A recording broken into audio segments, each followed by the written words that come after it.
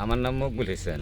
আমি আমি এটা দেখশন করি, করার পরে বিকাল এসে দিই ভালো মাছ পেয়ে গেছি।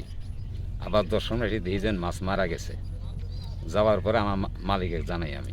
কয়টা পুকুরে?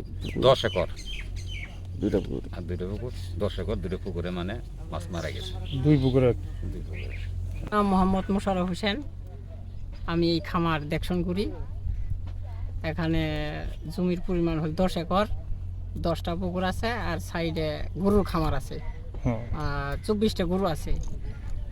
কালকে সকালে বিকালবেলা আসি দেখি মাছ পুকুরে, ভালো মাছ।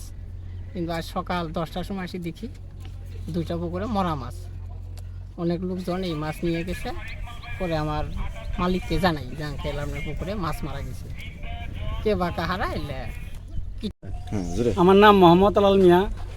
এই প্রজেক্টের সাথে আমার জমি আছে, ধান ক্ষেত দেখতে এসে সকালবেলা দেখলাম অনেক মাছ মরা।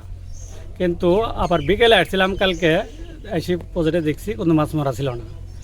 তো এখানে 10 একর জমি, 10টা পুকুর, তার থেকে 2টা পুকুরে মাছ মরা এই দেখলাম। এই গ্রামটার নাম কি? এই গ্রামের নাম হলো তরমুজপাড়া।